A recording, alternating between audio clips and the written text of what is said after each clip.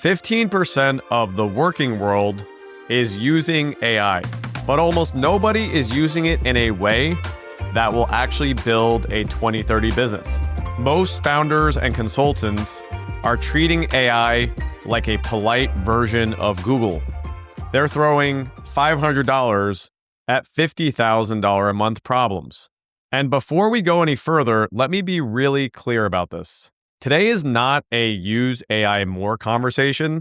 It's actually a wake-up call. Because today you are drowning in and numbing yourself with AI. Most out there are using AI in every direction except the one that actually scales. What I want you to take away is that we are entering into the specialist era of AI. And the gap between the general users, the ones using it like a Google search box, and the specialist builders, that's the entire story of the next decade. Let me paint this picture a little more clearly.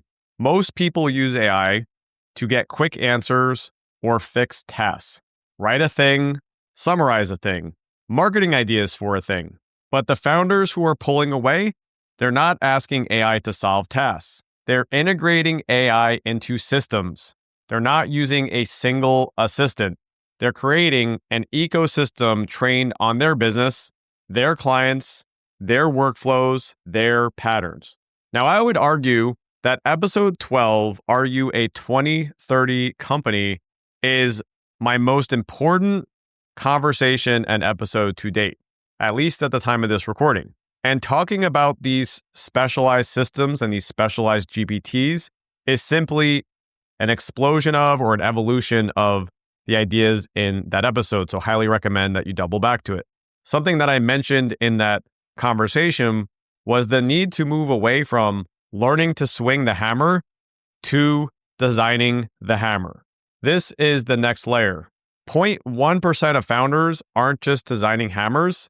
They're designing the entire toolbox filled with specialized instruments built on first-party data.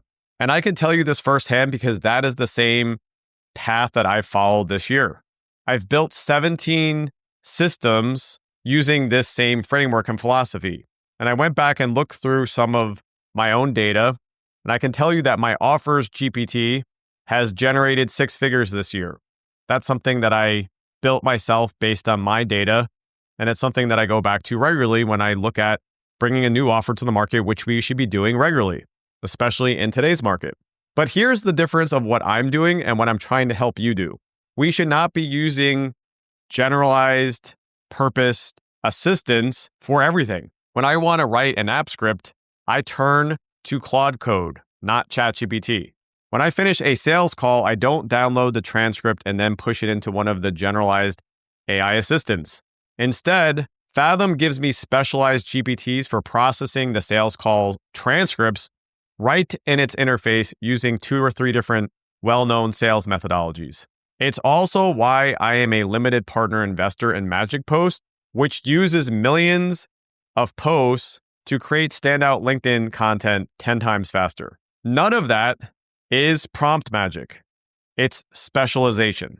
So here's the pattern that I have to correct constantly. And I'm not going to go back through my entire history, but I am a technologist. I am someone who studied computer science when it was a new discipline. I've built apps featured by Apple and systems that scale to millions of users. So a lot of what I'm seeing today is informed by that history. So I don't blame you that you are excited about AI, and it is exciting, but my clients and most likely you are excited in all the wrong places. They chase novelty. They build clever prompt stacks. They obsess over which AI assistant is better. They optimize for $100 problems with $1,000 worth of effort when they want to be a $500,000 or $1 million a year business. But the one system, the one, not the 27, that would erase the problem entirely is the one that they never built.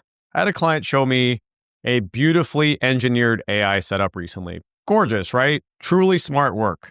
And it was built to optimize a part of their business that did not matter.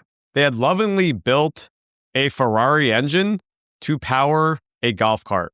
And here's where I do believe I have an advantage. I have managed, hired dozens and hundreds of people really over the years. And I can see that a lot of the ways that AI works today is much like the engineers that I've hired for decades. They can solve any problem with their brilliance. And you know what? On the other side of it, they shouldn't solve any problem with their brilliance. They also have the Ferrari engine to power a golf cart when they need the specific engine that is tuned for that job. This is the same trap I talked about in episode 6, the fastest way to not grow. People don't struggle because they're not smart enough. They struggle because they're not focused enough. It's not about using more tools, more tech, more AI. It's about the discipline, and please listen to this next part, to not use it and only implement AI where it accelerates or compounds within your business. And interestingly enough, this is where the investors are also now aligned. I was listening to a Y Combinator conversation recently, some of the top investors in AI in the world, and they said something that literally made me pull my car over to the side of the road. They said that prompts aren't the crown jewels of their companies. The data is, the real world context, the workflow knowledge. They gave this example of literally sitting next to a tractor sales manager in Nebraska, watching exactly how they work, what they care about, and how did that person get promoted. And then they translate that into insanely specific evaluation data that makes sense only for that role. And that, they said, is the founder skill of the next decade. Deep, obsessive customer understanding, codified into systems that software can consume and use. And this hit me between the eyes because of all the noise out there about clever prompting, gimmicks, and a whole bunch of nonsense that doesn't matter. This is how you win over the next 5 years. Context, data, specialization. That's the competitive moat. We're leaving the era of solopreneurs can hit $1 million. I did cover that in episode 14, by the way. We're entering the time of small teams that are worth $1 billion with AI and agents, which I also talked about in those conversations. Now, I've been covering this for quite some time, but investors now are starting to call these micro businesses. And one of my favorite tools, an AI presentation startup called Gamma, recently announced their $2.1 billion valuation with a lean team of about 52 employees. But here's the deal. They were worth $1 billion with less than 20. The point is that I've seen this for myself firsthand. I'm now seeing it for venture scale businesses, and all of them will agree that the specialist era of AI is not about how fast you can write code. Instead, it's about how specifically can AI understand your domain, where one specialized system could replace 20 tasks you've been wrestling with for the last year or for the last decade in your business. I've referred to this in the past of having a fleet of me. And again, without AI, I've been able to get to 7 figures in this business. And only in this year itself have I taken it and implemented it and actually begun to build true systems. So no, not by prompting, not by hiring, not by VAs, or all the other things that people have told you for the last decade and for really all of your life in terms of how you grow, but instead by codifying their expertise, your expertise, into systems that can run with and without you. So if you take nothing else from today's conversation, please let this sink deep into your soul. You don't need AI to fix $500 problems, and your generalized AI approach is holding you back.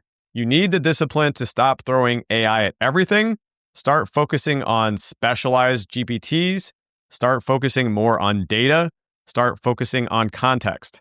Begin to architect specialized systems that run without you, that compound for you. That's the specialist era.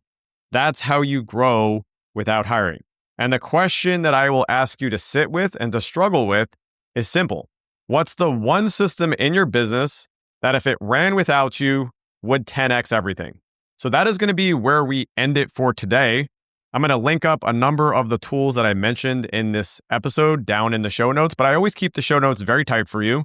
And I don't do an elaborate ending. I don't do mid-roll CTAs. But if you are finding value, if you've learned one thing in this conversation, please take a moment to rate or review this podcast because it helps me know that I'm doing a good job and it tells me what you want to hear more of in the future. If you want to go deeper on this, please do get on my weekly briefing. I also highly recommend that you connect with me on LinkedIn if you haven't already. Send me a DM with the word podcast so that I know that you're listening and that we can connect more quickly. And I also do share breakdowns and tactical information on LinkedIn regularly. I always appreciate your time and attention. I love these conversations and I can't wait to have another one on how to help you grow without hiring.